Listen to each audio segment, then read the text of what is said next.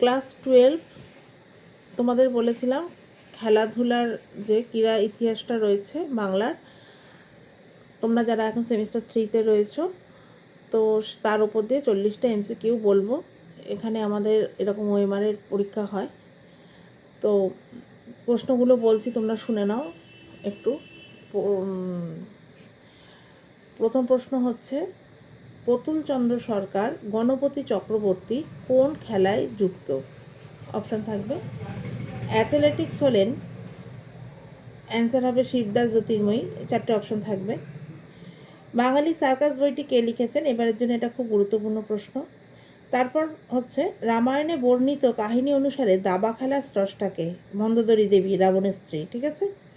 দাবা খেলার সাথে যুক্ত 4টে নাম থাকবে। দিব্যেন্দু বড়ুয়া অ্যান্সার হবে। প্রথম বাঙালি মহিলা যিনি বাঘের খাঁচায় ঢুকে খেলা দেখিয়েছিলেন? সুশীলা সুন্দরী। তীরন্দাজি খেলার সাথে যুক্ত, তোমরা মনে রাখবে, রাহুল বন্দ্যোপাধ্যায়, দোলা বন্দ্যোপাধ্যায়। এই দুটো নামই তোমাদের সিলেবাসে রয়েছে। আচ্ছা, তারপরে দেখো, প্রতুলচন্দ্র রায় ছিলেন, জাদুকর হবে। পিং পং খেলার আসল নাম কি? খুব গুরুত্বপূর্ণ এবারের জন্য, টেবিল টেনিস। ব্রতচারীর প্রতিষ্ঠাতা গুরুসদয় দত্ত। খুব ইম্পর্টেন্ট এই প্রশ্নটাও হলো। এবারে আসছি পরের 10টা প্রশ্নে। মোহনবাগান ক্লাব কবে গঠিত হয়? ভারতীয় ফুটবলের ইতিহাসে চিরস্মরণীয় ব্যক্তিত্ব। তোমরা দেবের একটা বই হয়েছিল, শোভাবাজার, নগেন্দ্র প্রসাদ সর্বাধিকারী হয়েছিল দেব। এই বইটা একটু দেখে নিলে বেটার হবে। দেখবে ফুটবল খেলা কত সুন্দরভাবে দেখানো হয়েছে এটায় তখনকার দিনে। গোবর গুহের নাম কোন খেলার সাথে যুক্ত? অবশ্যই কুস্তি। প্রথম বাঙালি সাঁতারু যিনি বিখ্যাত হয়েছিলেন? দেখো, এখানে ছেলেদের মধ্যে হয়েছিল মিহির সেন, মেয়েদের মধ্যে হয়েছিলেন আরতি সাহা। তো অপশানে কেরম থাকবে, অপশানটা পড়ে নেবে। ধরো দুজনের নাম দিয়েছে, এবার লাস্টে বললো A B, দুটোই সঠিক, সেটা বুঝে অ্যান্সার করবে।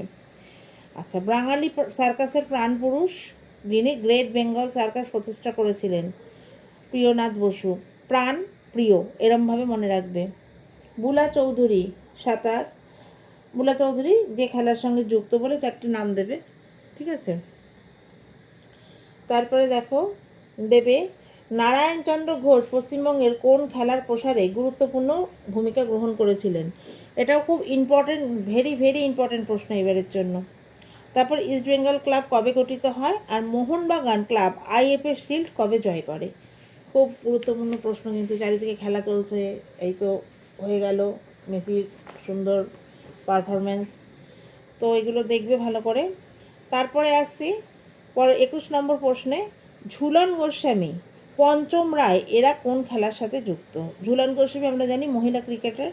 পঞ্চম রায়, দেখো খুব চেনা পরিচিত নাম কিন্তু দেয়নি, সিলেবাসেই আছে যেগুলো সেগুলোই বলছি, এর মধ্যে থেকেই দেবে। বাঙালির প্রথম ফুটবল ক্লাব? বাঙালির বলেছে কিন্তু, হ্যাঁ, তাহলে শোভাবাজার ক্লাব হবে। আচ্ছা, তারপর দেখো, বুলা সেন কোন খেলার সঙ্গে যুক্ত? আবার এই প্রশ্নটা রিপিট হয়েছে। বাংলা ক্রিকেটের জনক হিসেবে পরিচিত? গণপতি চক্রবর্তী ছিলেন বিখ্যাত কি জাদুকর? প্রথম ভারতীয় হিসেবে ইংলিশ চ্যানেল পার করেন? দেখো এখানেও 4টে নাম আছে, মিহির সেনটা হবে। অপশান যেমনভাবে দিয়েছি আমি এখানে প্রশ্নে। মন্দোদরী দেবী যে খেলার স্রষ্টা? দাবা। 1889 খ্রিস্টাব্দে প্রতিষ্ঠিত হয় যে ক্লাব? মোহনবাগান অবশ্যই। প্রথম ভারতীয় হিসেবে ইংলিশ চ্যানেল পার করেন কোন মহিলা? তাহলে সেখানে কি হবে? আরতি সাহা। এবার আসছি 31 প্রশ্ন, 31 নম্বর। রাবণের স্ত্রী হলেন? মন্দোদরী, ঘুরিয়ে আসতেই পারে। তারপর হবে, IFA শিল্ড প্রথম প্রায় যে ক্লাব? কুস্তিবিদ হলেন? 4টে নাম থাকবে, যিনি কুস্তিবিদের নামটা করবে। গোবর গুহর অপর নাম? গোবর গুহ তো ওনার ডাক নাম ছিল, অপর নাম কিন্তু যতীন্দ্রচরণ গুহ, এটাই আসল নাম। ঠিক আছে, ভালো নাম আর কি যেটা। তারপর দেখো, টেবিল টেনিসের অপর নাম কি? Ping pong. আবার পিং পংয়ের কোন খেলা বলতে বোঝায়, এরকম আসতে পারে। 1920 খ্রিস্টাব্দে প্রতিষ্ঠা হয় কোন ক্লাব? হলো ইস্ট বেঙ্গল। প্রিয়নাথ বসু হলেন বাঙালির সার্কাসের প্রাণপুরুষ। বেঙ্গল টেবিল টেনিস অ্যাসোসিয়েশন গড়ে ওঠে কত খ্রিস্টাব্দে? 1934। শোভাবাজার ক্লাব ছিল বাঙালিদের প্রথম ড্যাশ ফুটবল ক্লাব।